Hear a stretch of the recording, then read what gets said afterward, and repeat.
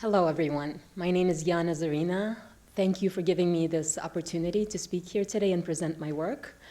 And I was just thinking about what Dr. Nestler was saying, and all along throughout the time that I've been doing my artwork, it has always been in the back of my mind that we as scientists really appreciate the beauty of science and scientific images, but how do we help the rest of the public appreciate it? And how can it be translated in a way that the other people would also get interested in actually know what they're looking at and yet kind of feel connected to it without necessarily knowing all of the science behind it?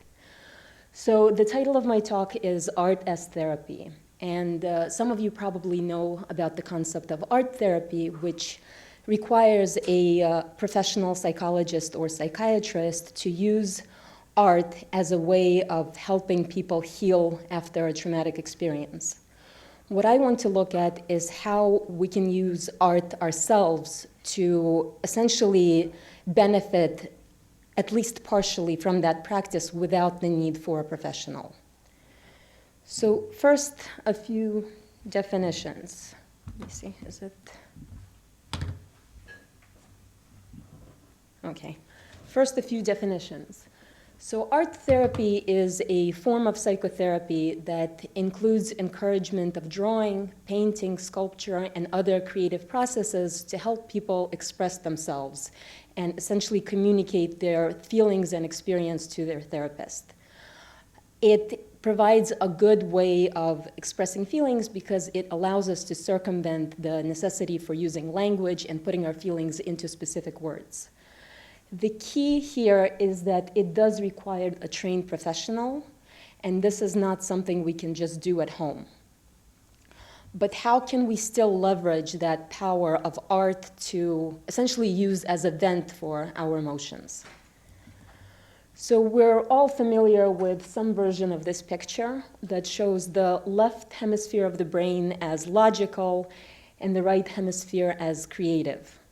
While it may not be perfectly scientifically accurate, it provides a good framework for thinking about how art can help us balance out our daily life and serve as a way to balance ourselves out. So here are just a few quotes on this topic where art can help achieve a sense of release or to gain an increased self-awareness, both of which are integral to mental health. Art can be used as a channel of empathy into our own psychology that lets us both exercise and better understand our emotions. Art holds out the promise of inner wholeness, and its most intimate purpose is its ability to mediate our psychological shortcomings and assuage our anxieties about our imperfection. And then this one really caught my attention, where it says that something is always born out of excess. Great art was born of great terrors, great loneliness, great inhibitions and instabilities, and it always balances them. So how can we use art to balance whether it's someone's daily life or the stressful life of a scientist? So here are a few examples of the thought processes and emotions that can be expressed through art. It can be the appreciation of recognizing the beauty in what we see around ourselves, no matter how minute. It can help us remember the experiences in our life that matter. Let me see if this works. Yeah, remembering the experiences that matter to us. It can help us kind of put our emotions on paper, again, without words, to help us understand ourselves and grow emotionally, potentially leading to a sense of hope that we can find the silver linings in our daily life. What I would like to talk to you about today is sorrow. Sorrow, and how we can use art to allow ourselves to process and metabolize the senses of sorrow and grief and deal with those emotions. So here is the classical diagram of the stages of grief, where after a traumatic experience, we first go through the stage of denial, refusing to believe what happened. Once it kind of sinks in a bit, we get angry at the situation and essentially have no other way of letting out our negative emotions. That leads to the stage of bargaining, where we start thinking, okay, maybe it's not so bad, maybe we can do something about it, maybe there is still a way out. Once we realize that there is no way out, that leads to depression, and with appropriate help, people can reach the stage of acceptance of dealing with their new circumstances and moving forward. So I will show you some pieces of my work that I have put into this framework. And you will, when I was going through my graduate school here at Mount Sinai, I was always taught to present results in a logical rather than chronological order. So here as well, you'll see that the dates will not be quite chronological, but how these works fit into the framework of stages of grief. So this is the first one, called The Void, which represents the stage of denial. All of my work is made out of three-dimensional beadwork, and you can see this kind of at an angle here. And while this is probably my most abstract piece, where if you look at the red structures, you probably won't see much, but I would like to draw your attention to the negative space in the middle, which is roughly shaped as a neuron, the black empty space in the middle, which is roughly shaped as a neuron with processes. So I created this piece at a stage of my life when I had to face some unexpected circumstances which made me temporarily leave my favorite field of neuroscience, and it made me feel really empty inside, and I was struggling with the thought of how I can still hold on to identifying myself as a neuroscientist, and that's why I kind of created this empty neuron, if you will. Next is anger.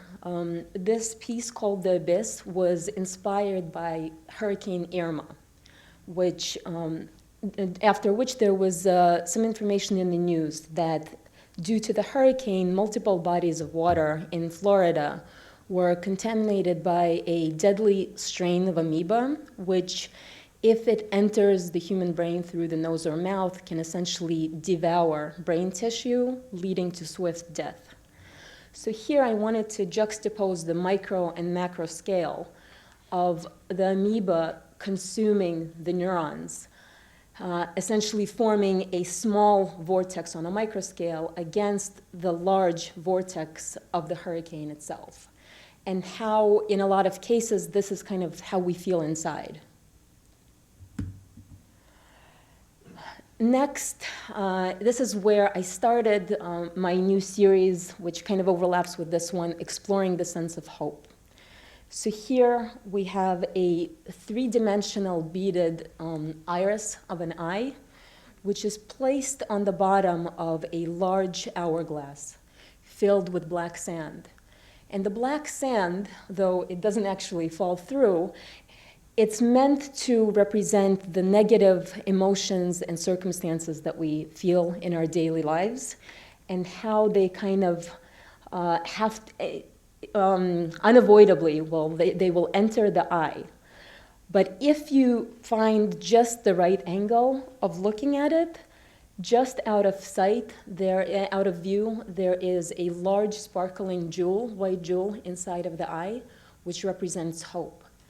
And without that sense of hope, we would probably not be able to enter the stage of bargaining, which would allow us to move forward. Now, this is one of my earliest and favorite pieces. It's directly based on my thesis work and postdoctoral work. It represents depression, and here I used to work on regeneration after acute CNS injury.